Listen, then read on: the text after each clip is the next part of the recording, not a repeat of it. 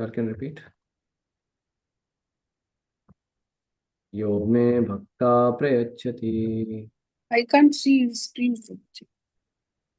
tad aham bhakti uparhitam ashnami prayatadmana. Yes, can you read the translation? Hare Krishna Prabhuji. Translation: If one offers me with love and devotion a leaf, a flower, a fruit, or water, I will accept it.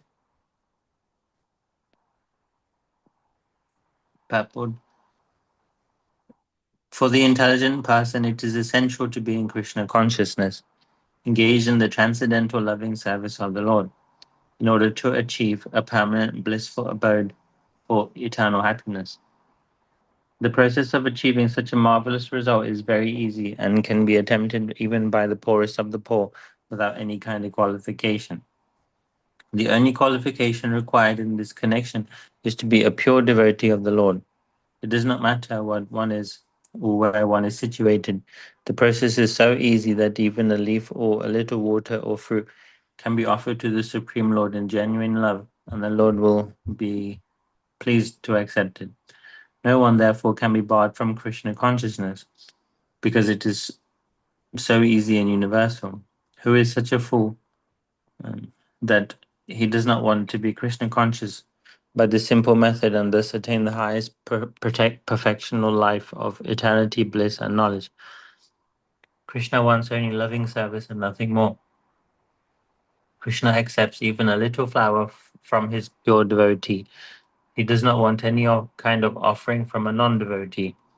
He is not in need of anything from anyone because he is self sufficient, and yet he accepts the offering of his devotee in an exchange of love and affection. To develop Krishna consciousness is the highest perfection of life. Bhakti is mentioned twice in this verse in order to declare more emphatically that bhakti or devotional service is the only means to approach Krishna. No other conditions, such as becoming a brahmana, a learned scholar, a very rich man, or a great philosopher, can induce Krishna to accept some offering. Without the basic principle of bhakti, nothing can induce the Lord to agree to accept anything from anyone. Bhakti is never casual. The process is eternal. It is direct action in service of the absolute whole. Hey, Lord Krishna, having established that he is the only enjoyer, the primeval Lord, and the real object of all sacrificial offerings, reveals what type of sacrifices he desires to be offered. If one wishes to engage in devotional service to the Supreme in order to be purified and to reach the goal of life, the transcendental loving service of the God, then one should find out what the Lord desires of him. One who loves Krishna will give him whatever he wants, and he avoids offering anything which is undesirable or unasked. Thus, meat, fish, and eggs should not be offered to Krishna. If he desired such things as offerings, he would have said so. Instead, he clearly requests that a leaf, fruit, flowers, and water be given to him, and he says of this offering, I will accept it. Therefore, we should understand that we will not accept meat, fish, and eggs. Vegetable grains, fruits, milk, and water are the proper foods for human beings and are prescribed by the Lord Krishna himself. Whatever else we eat cannot be offered to him, since he will not accept it. Thus, we cannot be acting on the level of loving devotion if we offer such foods.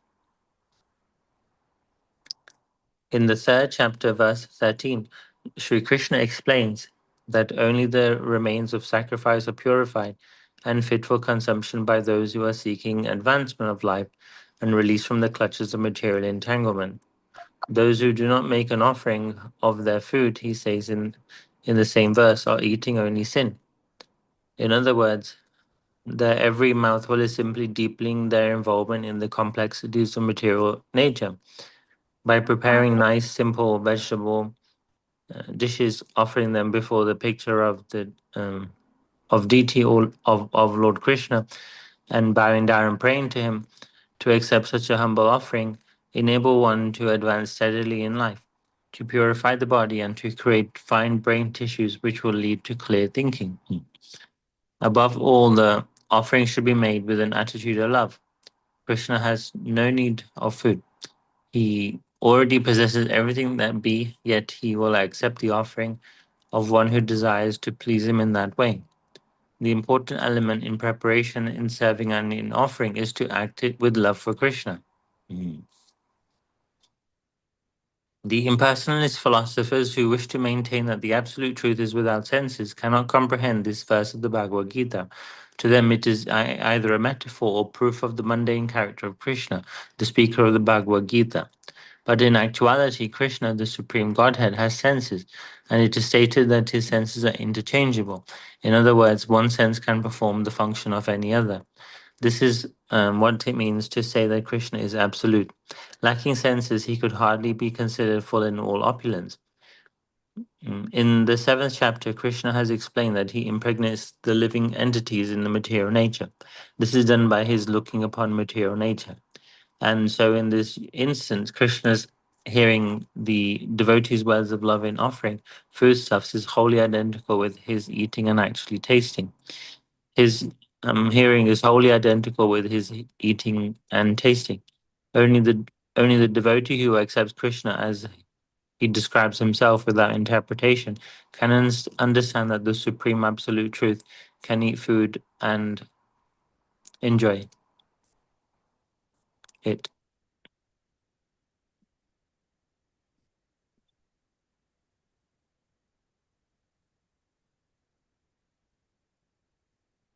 Yes, so little long purport, but very beautiful purport.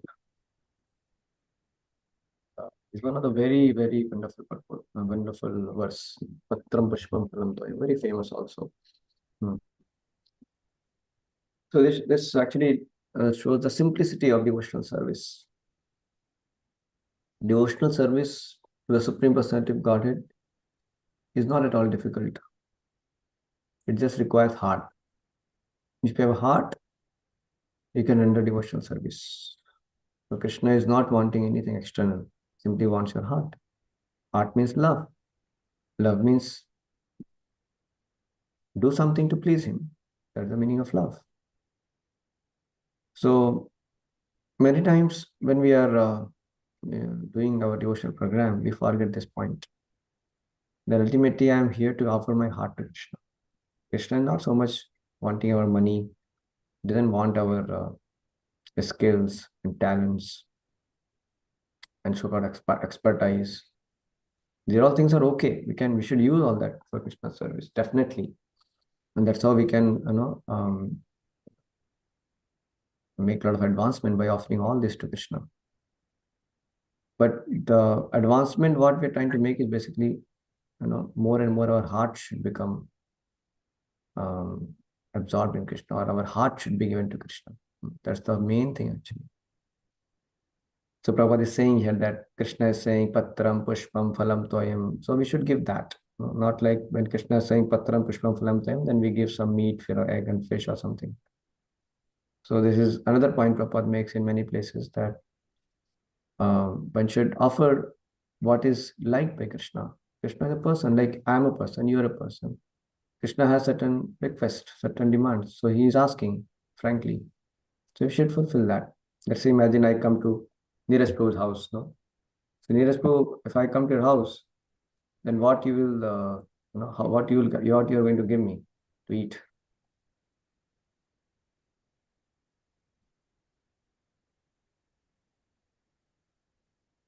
Neeraj Prabhu is not there, I think.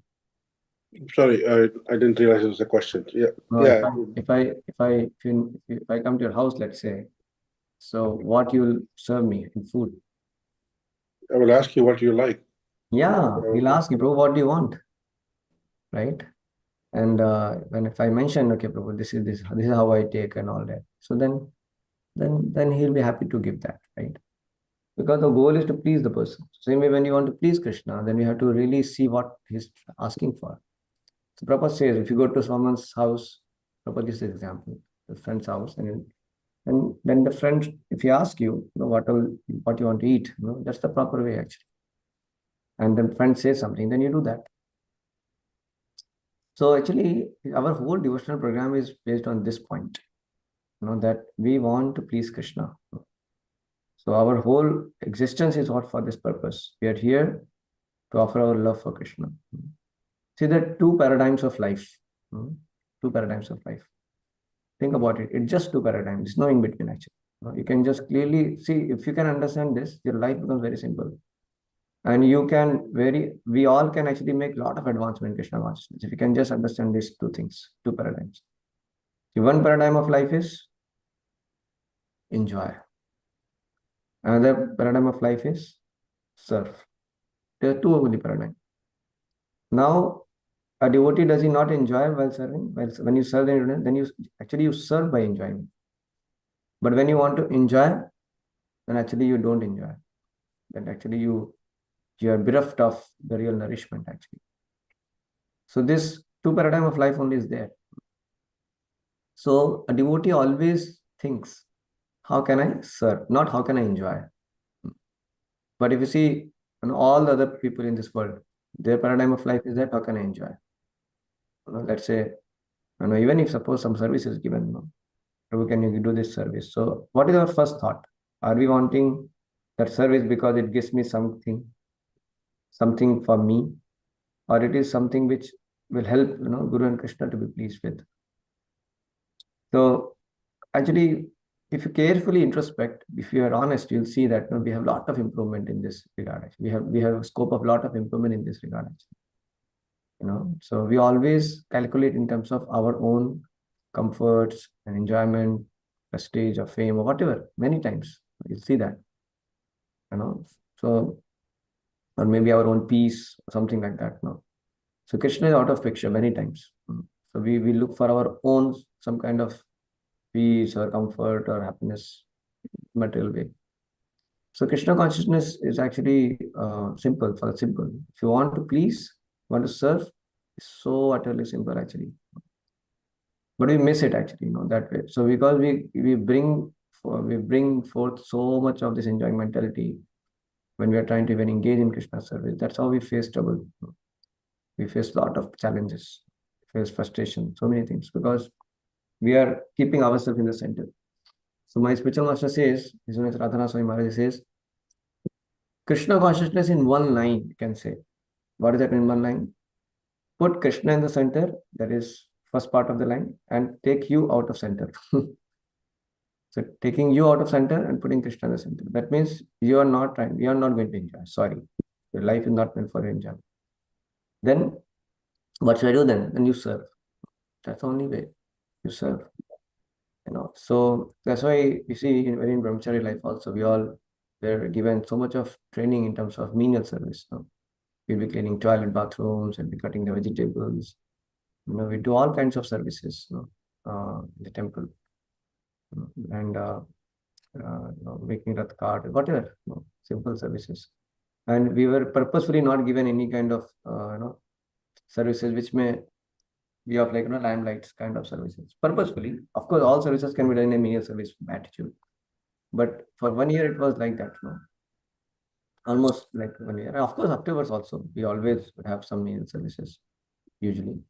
But what I'm saying is that to actually identify oneself as simply a servant is a very important thing actually. We forget it.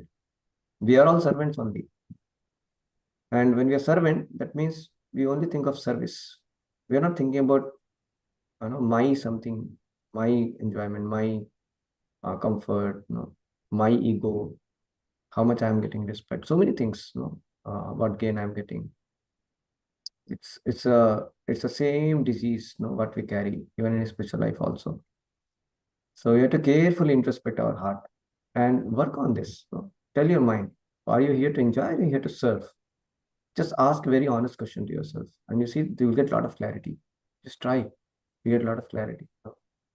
And then your enthusiasm to serve will increase. Because when you keep that as a focus, you see Krishna will reciprocate. And your chanting quality will also improve. Because that's what you're looking for in chanting. So See, generally when we're chanting, we're doing it as a process, some kind of mechanical endeavor. Hare Krishna, Krishna Krishna, Hare Hare, Hare Ram, Ram Ram, Hare. But actually, if you change this paradigm of your life, no, when you bring in the heart of service, heart of trying to please Krishna, serve. No, I just want to serve Hare Guru Vaishnavas. Then you're in line with the mood of chanting, the meaning of chanting. No. What is the meaning of chanting? Oh Lord, please engage me in loving devotional service. So that's what you're asking for. That's how your chanting becomes connected. You are connected to the holy name. But if you are not, if you're keeping the spirit of enjoyment, then you're disconnected from the holy name. Because holy name you're saying, please engage me in your loving devotional service, and in your heart you are keeping it, I want to enjoy. And it is such a kind of predicament situation of ours that we are chanting the holy name and thinking that I want to enjoy. I want to enjoy this chanting also. I want to ecstasy, ecstasy of chanting. So it can be so much like contradictory actually. So chanting, we are not doing it for enjoying chanting, for sure. We are begging for service actually. We are begging the Lord to engage in my loving devotional service. I want to be a servant. I want to serve you, please you. Please give me the intelligence by which I can serve you better and better. Please engage me in a loving devotional service. Please make me understand I'm a servant and I want and I should only aspire for your service. So like that we should try to introspect and try to rectify this paradigm of life. So more we consciously work on it, and see, consciously working does not mean everything depends on our endeavor. Consciously working means also praying. Praying is very important point. Because when we feel that I need to work on something, then we need strength. But that strength we don't have. That's why we pray to Guru. That's why we pray to Srila Prabhupada. We pray to the Lord. Oh Lord, please give me this mood to serve. I don't want to enjoy anything in this devotional service also. I just want to serve. And please, like that. And so that's how we should always pray. That my heart change. So this is the real change of heart actually.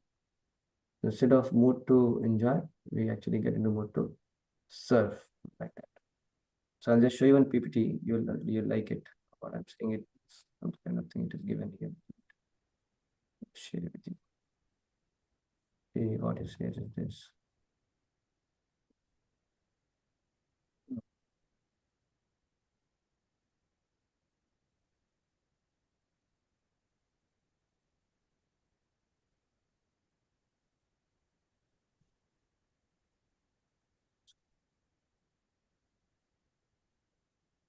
So see this.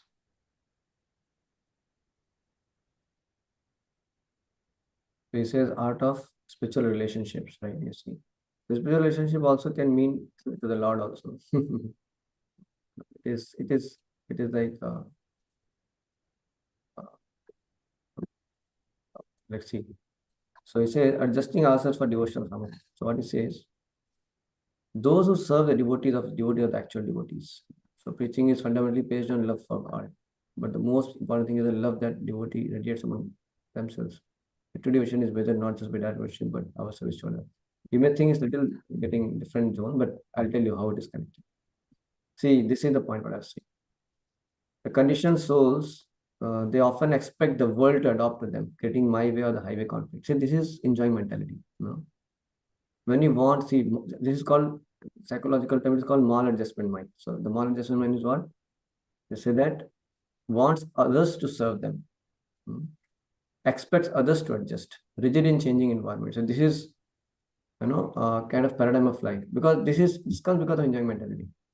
And when we have mood to serve, then we want to serve others. We can adjust with others, to others' needs, interests, concerns. We can adopt to others any circumstance because our focus is to serve. The focus is to serve. So he says this, the solution framework, taking humble position, accepting personal fault. That yes, I have ego, I want to enjoy and all that. So no, I want to serve. And then selling out the false ego. How do I serve you? Keeping that mood. How do I serve? False ego demands enjoyment, but at service attitude, it drives you to serve. and wearing different hats and seeking proactive feedback. See from the point of Guru, see from the point of Krishna, see from the point of other devotees. What way they will be happy in my service? How can I serve them better? Holistic service, addressing social, spiritual, and professional needs of others also when you're serving Vaishnava, especially in that terms he's saying.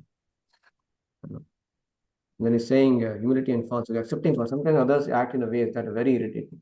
It can be with Krishna only. Why Krishna is doing this? I'm not getting holy, I'm taste and all that. Instead of reacting with ego that I want to enjoy, we need to take a humble position that I accept I am fault. I'm not having mood to serve. I'm simply here trying to enjoy. Setting out of false ego. Worshipping implies letting go of pride. We must generally ask the other person, how can I do, what can I do for you? How do I serve you? For Lord and devotees both. This must be done with our heart and with soul. So, the feedback also, we should be very happy. So actually, scriptures are giving a lot of feedbacks to us. We should be very open-minded to read and hear, so that when we read here, we should take it for us. I want to improve this.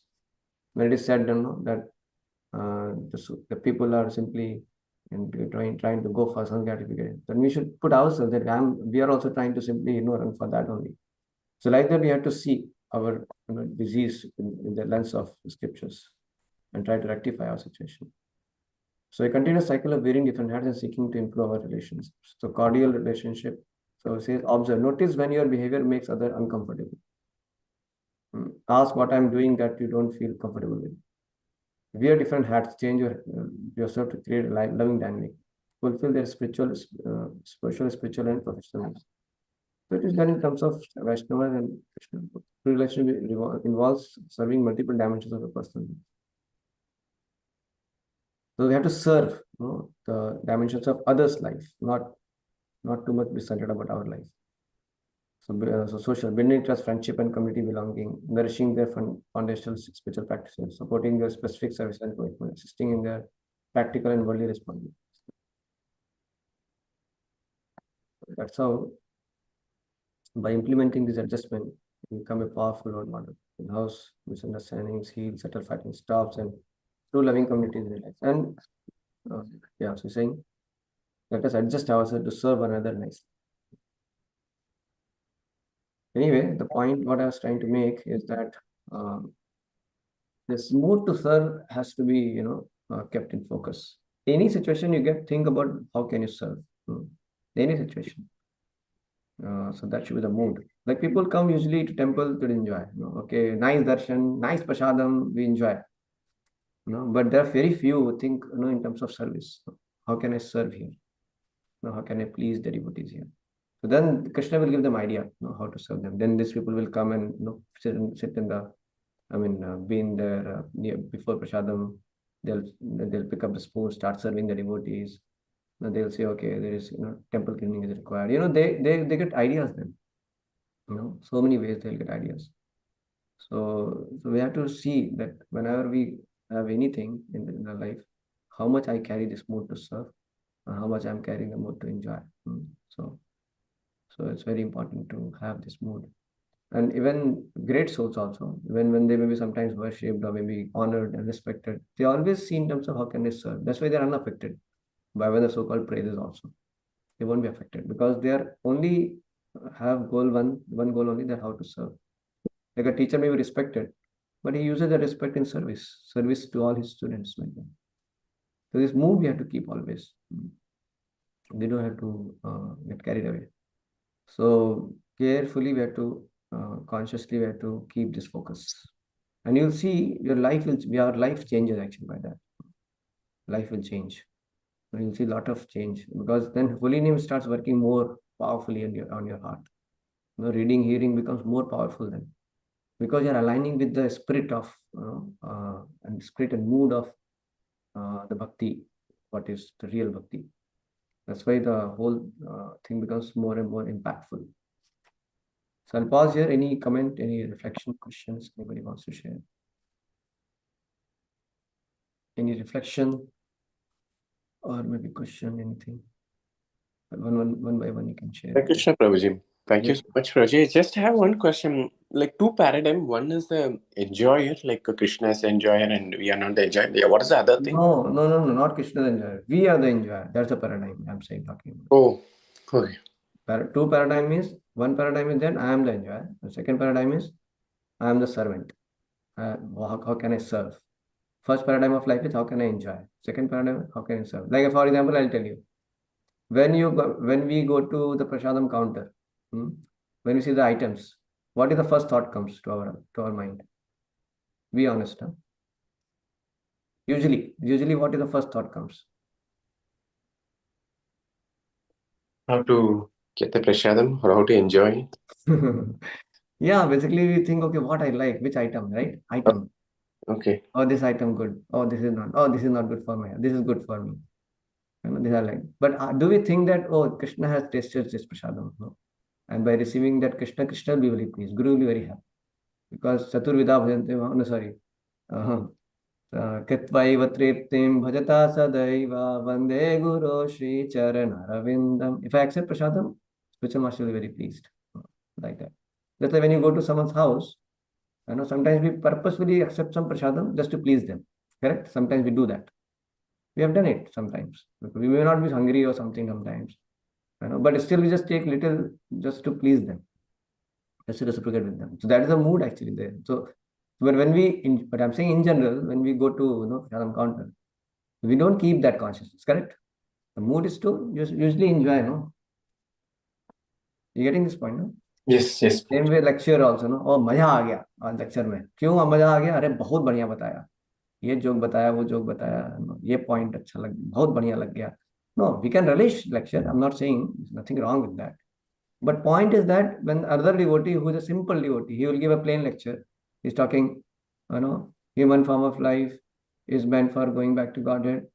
We should give up some gratification.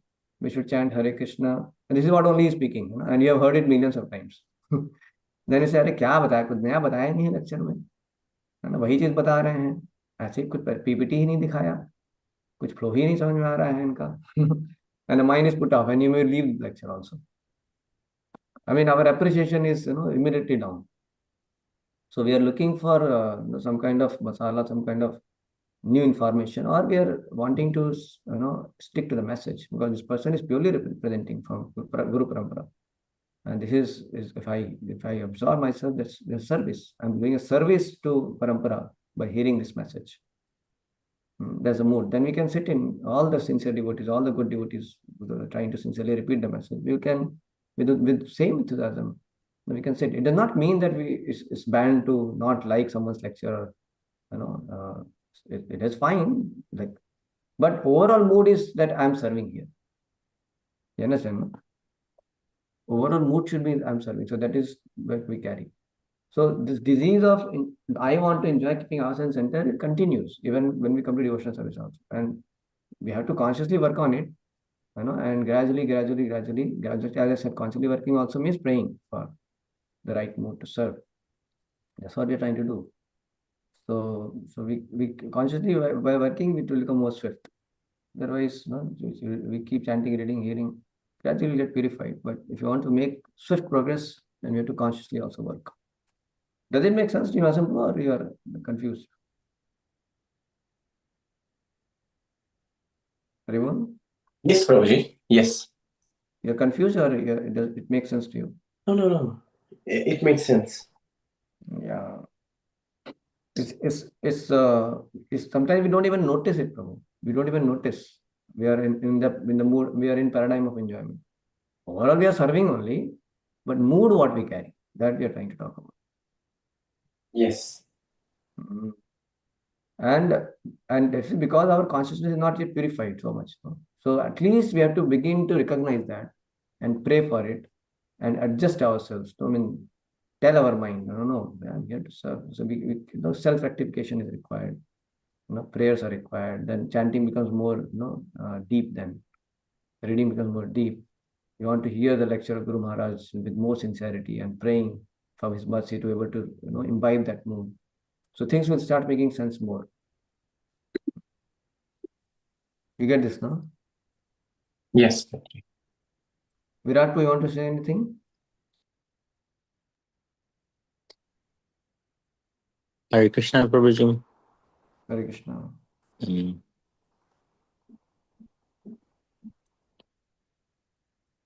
I was just reflecting on the consciousness with which we offer to Krishna, and I was just thinking of some pastimes as examples of how Lord Krishna accepted offerings which were given with love. And one example I thought of was Vidura and the Duryodhan story that he rejected Duryodhana's offering of food because it wasn't given with love, but he went to Vidura's house, even though the household was more simple, but it was given with love. So when we offer eatables or service to the Lord with love and devotion, then he reciprocates with his mercy, and his mercy is that he accepts what we offer to him. That was my thoughts. Correct. So we, in the beginning now, we generally try to take services based on what we like. That's kind of enjoying spirit. Something we want to avoid, which you don't like. So but eventually, as the devotee progresses, it's not about liking or disliking. It's about service. It's about I'm servant and I have service, and we then start doing it as a duty maybe eventually. And then as we become more and more purified, then we want to, when we are in love, then we are happy to take anything. We are happy to take anything. It goes beyond duty actually, because it's for Krishna. I'll take it like gopis. Okay, if we have to go to hell, and that is a service for giving, and then by that Krishna's head will be relieved, headache will be relieved. Okay, we are ready to give dust from our feet, and then it can be no problem, even if we have to go to hell, because if that removes the Krishna's headache, if that dust will cure the Krishna's headache, and we are okay. So the thought of beloved's pleasure is so satisfying that one doesn't care about his own inconvenience also. That means no false ego. It's completely false ego sold out. He's only thinking of pleasure of beloved. It's in love like that. So when we come to devotional service also, we keep ourselves in the center and we begin like that. Krishna is there, but I am in the center in that relationship. But slowly that center, eventually Krishna we have to put, and other devotees have to put gradually. The shift happens gradually. But consciously, if you work, then it can be more swiftly done. Like that. Okay. Punamata, you want to share, reflect anything? Just want to our real purpose of life is love to Krishna and serve to Krishna, which is not that very difficult. Anyone can do just with love and devotion, worship Krishna. They can achieve their, they can reach Krishna. And Krishna wants only that he can offer him only that leaf and fruit and flower. He is happy with that only, but you have to be with love and affection, offered with love and affection. So we can reach the Krishna if we will have the feeling of that feeling of that to serve Krishna, and we are the servant. He is the. And also this sometimes we just go in a very sentimental way. I'm going to offer with love. That is good. But you have to, overall our life also should be in a way that we are trying to serve Krishna. That is more meaningful. So love is not some sentiment. It's actually a practical We have to expression offer of heart. ourselves. Sorry? No, that is, it doesn't say anything. Oh, it just came like that. So it's a practical expression of our moment by moment that yes, I want to serve. No, I'm for Krishna. Yes. It's not about just just some sentiment. Yeah. Okay. Yeah. So yes. Okay. You want to say something, Srinivasan Prabhu? Well, you asked question. I don't know your reflection. You want to have any reflection also? Like Krishna, this is good actually. Like You gave a practical example of like when we go to a house, people would ask people would offer what we would like, not what they would like. So this is something good. This is a good example to relate to that Patram Pushpam Phalam Toyam, that verse. Thank you so much for. Mhm. Yes. Thank you, Hare Krishna. Shri Prabhupada ki jai.